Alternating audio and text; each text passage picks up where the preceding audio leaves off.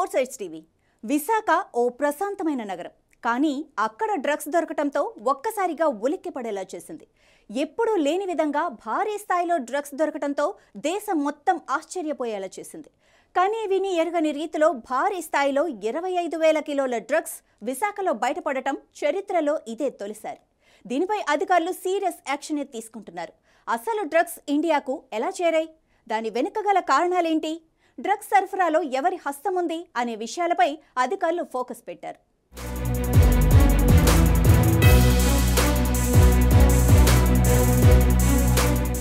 వైజాగ్ పోర్టుకు బ్రెజిల్ నుంచి చేరిన డ్రగ్ కంటైనర్ రాష్ట్రంలో ప్రకంపనలు సృష్టించింది. ఇప్పటి వరకు రాష్ట్రంలో ఇలాంటి కంటైనర్ కు సంబంధించిన వార్తలు వినడమే తప్ప చూసింది లేదు. అలాంటిది నేరుగా కంటైనర్ విశాఖ పోర్టుకు చేరటంతో స్థానికులందరూ షాక్ కు గురయ్యారు. మార్చి 16న విశాఖ చేరుకున్న కంటైనర్ ను మార్చి 19న అధికారులు ఓపెన్ చేశారు. ర్యాండమ్ టెస్ట్స్ నిర్వహించగా నార్కోటిక్ డ్రగ్స్ ఉన్నట్లుగా నిర్ధారించారు.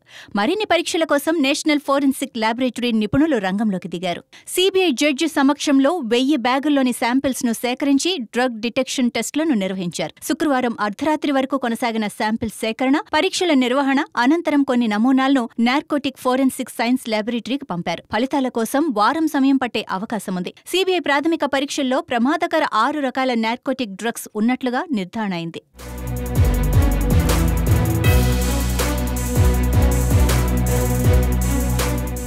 డ్రై ఈస్ట్తో మిక్స్ చేసి సరఫరా చేసినట్లు సిబిఐ అనుమానిస్తోంది. ఈ పదార్థాన్ని సరఫరా చేసిన ఐసీసీ బ్రెజిల్ కంపెనీతో సంప్రదింపులు చేస్తోంది సిబిఐ. సంధ్య ఆక్వా, ఐసీసీ బ్రెజిల్ కంపెనీల మధ్య జరిగిన మెయిల్ సంభాషణలను పరిశీలిస్తున్నారు అధికారులు. బ్రెజిల్ కంపెనీ ప్రతినిధులను విశాఖకు పిలిపించి నిర్ధారణ తర్వాతే తదుపరి చర్యలకు సిద్ధమవుతున్నట్లు సమాచారం. బ్రెజిల్లోని శాంటోస్ పోర్టు నుంచి డ్రై ఈస్ట్తో ఉన్న కంటైనర్ జనవరి 14న చైనాకు సంబంధించిన వ్యాపార నౌక బయలుదేరింది. వాస్తవానికి ఫిబ్రవరిలోనే విశాఖపట్నం చేరాల్సి ఉన్న ఎర్ర సముద్రంలో పరిస్థితులు అనుకూలంగా లేకపోవడంతో 16న విశాఖకు చేరుకుంది. మధ్యలో ఇంటర్పోల్ సమాచారంతో సిబిఐ ఎంటర్ అయింది. ఆ ఓడను ట్రాక్ చేస్తూ వచ్చింది. సిబిఐ పూర్తి స్థాయిలో నౌక నుంచి ఆరా తీసేసరికి ఆ నౌక విశాఖలో కంటైనర్ను దింపి తమిళనాడులోని కట్టుపల్లి పోర్టుకు వెళ్లింది. అక్కడ కస్టమ్స్ అధికారుల సమన్వయంతో నౌక అధికారులను ప్రశ్నించగా బ్రెజిల్ నుంచి ఈస్ట్ ఉన్న కంటైనర్ను విశాఖ పోర్టులో జేఎం బక్షికి చెందిన టెర్మినల్ బెర్త్లో దించినట్లు వెల్లడించారు. దీంతో ఢిల్లీ నుంచి సిబిఐ అధికారులు నేరుగా మార్చి 18వ తేదీ విశాఖకు చేరుకుని తదుపరి విచారణ ప్రారంభించారు.